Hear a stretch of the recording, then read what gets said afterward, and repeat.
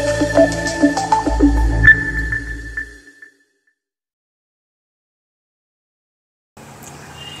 दोस्तों, सी लैंग्वेज के lecture series में आपका स्वागत है। आज हम लोग पढ़ने वाले हैं एलसीएम कैलकुलेट करना कि अगर 3 नंबर्स हमारे पास दिए गए हैं तो इन तीनों नंबर का एलसीएम आप किस तरीके से कैलकुलेट कर सकते हैं। तो ये क्वेश्चन कई मायनों में बेहतर है क्योंकि ये क्वेश्चन में ब्रेक का इस्तेमाल होगा लूप के साथ में। कैसे इस्तेमाल होगा, आइए हम लोग इस बात को समझते हैं। तो है क्या कि जैसे 3 नंबर का एलसीएम, तो सोचिए कि अगर आपके पास 3 नंबर दिए गए हैं, सपोज करिए आपके पास 3 नंबर हैं 2, 3 और 4, तो आप मैथमेटिक्स में इसका एलसीएम कैसे निकालते हैं। आप इसका मैथमेटिक्स में एलसीएम कुछ इस तरीके से निकालते हैं। यहाँ पे 2 1 जा 2, यहाँ पे 3 को एज इट इज़ 2 2 जा 4, फिर आप 2 से डिवाइड करते हैं 1 3 1, एंड फिर यहाँ पे आप 3 से डिवाइड करते हैं और 1 1 1, और फिर आप इन तीनों को मल्टीप्लाई कर देते हैं, मतलब 2 × 2 × 3 दैट विल बी 12। ये एलसीएम निकलता है। लेकिन जो एलसीएम आप इस तरीके से निकालते हैं तो ये मैथमेटिक्स के हिसाब से तो ठीक है, लेकिन अगर आप प्रोग्रामिंग की नज़र से इस तरीके से सोचेंगे तो बहुत दिक्कत होगी। ठीक है, तो हमें इस तरीके से नहीं सोचना है। हाँ, बेसिक लॉजिक तुमको पता होना चाहिए, लेकिन इसके साथ साथ एक और चीज़ आप समझ लीजिए कि जैसे अगर हमने मान लीजिए कि दिया 3 5 और 7, तो इसका एलसीएम कितना होगा। तो इन तीनों का मल्टीप्लाई होगा 105 और इसका एलसीएम भी होगा 105। इसका मतलब तीनों अगर ऑड टर्म है तो उनका मल्टीप्लाई ही उनका एलसीएम होगा। ठीक है, तो एक बात तो ये समझ में आई कि जो संभावित जो एलसीएम्स हो सकते हैं वो एक मल्टीप्लिकेशन हो सकता है, मतलब तीनों का अगर तीनों ऑड हैं तो तीनों का मल्टीप्लिकेशन ही उनका एलसीएम होगा। लेकिन जैसे 2 3 4 में इनका मल्टीप्लिकेशन तो 4 3 जा 12, 2 जा 40,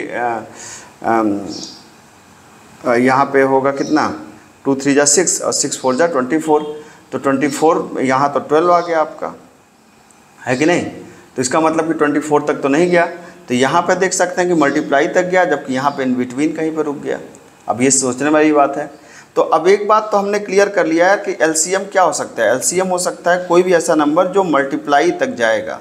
कहाँ तक जाएगा, मल्टीप्लाई तक जा सकता है। तो मल्टीप्लाई तक तो जाएगा, लेकिन स्टार्ट कहाँ से होगा, शुरू कहाँ से होगा। तो एक तो तरीका है कि हम शुरू 1 से करें कि 1 से लेके m के बीच का कोई एलसीएम हो सकता है।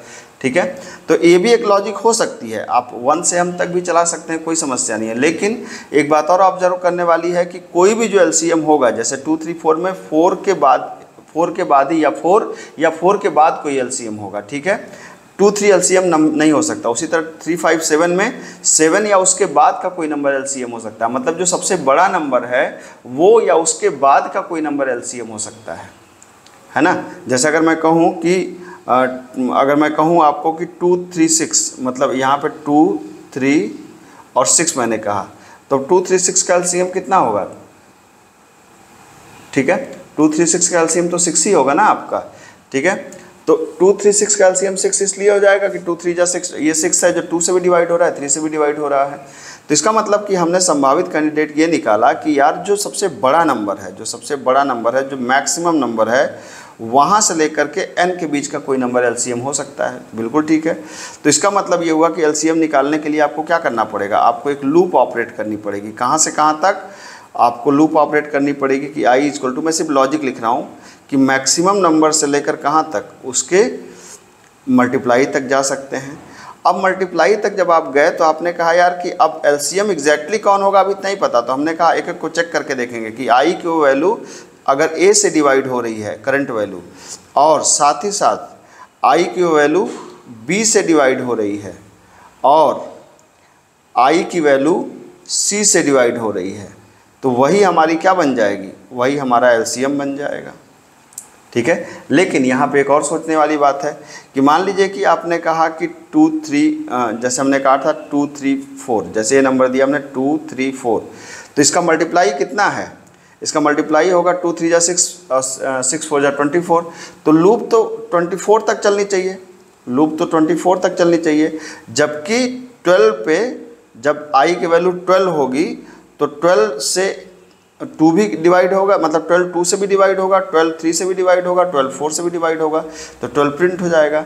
लेकिन लूप तो चलनी है 24 तक, तो अगर हम रोकेंगे नहीं तो लूप चलती रहेगी। तो हमको यहाँ पे क्या करना पड़ेगा कि भाई साहब बस जो पहला नंबर मिले, क्योंकि लोवेस्ट कॉमन मल्टीपल, सबसे छोटा से छोटा नंबर जिससे तीनों डिवाइड हों, तो वहीं पे क्या कर देना है आपको, वहीं पे ब्रेक लगा देना है। ठीक है, तो अब बस इतना ही काम है। आइए इसको प्रोग्रामिंग पे अगर आप करके देखना चाहते हैं तो बिल्कुल देख लीजिए।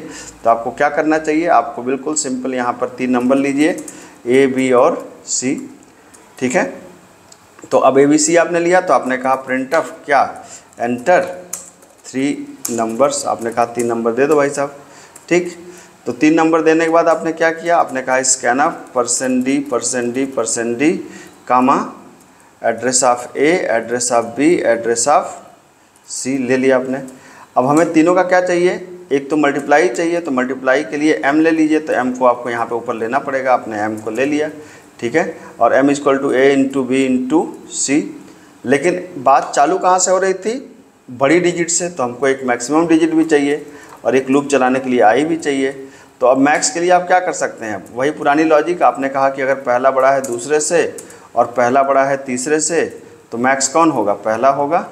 नहीं तो अगर दूसरा बड़ा है पहले से और दूसरा बड़ा है तीसरे से, तो मैक्स कौन सा होगा, दूसरा वाला। नहीं तो मैक्स कौन सा होगा, तीसरा वाला, है ना। और फाइनली आपको क्या करना है, फाइनली आपको लूप ऑपरेट करना है। कहाँ से कहाँ तक आपको लूप ऑपरेट करना है, i = मैक्स से लेकर के उन तीनों के मल्टीप्लाई तक i++। और अब आप चेक कर लीजिए कि i की वो वैल्यू जो a से भी डिवाइड हो, और i की वो वैल्यू जो b से भी डिवाइड हो, और i की वो वैल्यू जो c से भी डिवाइड हो।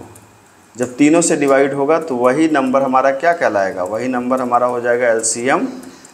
और LCM आप प्रिंट कर दीजिए और वहीं पर आप क्या लगा देंगे, वहीं पर आप कर देंगे ब्रेक। आप देख सकते हैं आपका प्रोग्राम तैयार हो गया। बस अब रही बात इसे रन कराने की, तो आप इसे रन करवा दीजिए। ठीक है, 3 नंबर मांग रहे हैं, 2 3 और 4। आपको पता है कि LCM इसका 12 होगा। ठीक है, अगर मैंने दिया तीनों ऑड टर्म, जैसे मैंने दिया कि 3 5 और 7, तो 105 होना चाहिए। देख लीजिए बिल्कुल सही प्रोग्राम है। तो ये आपका प्रोग्राम है, मैंने इसको समझा दिया।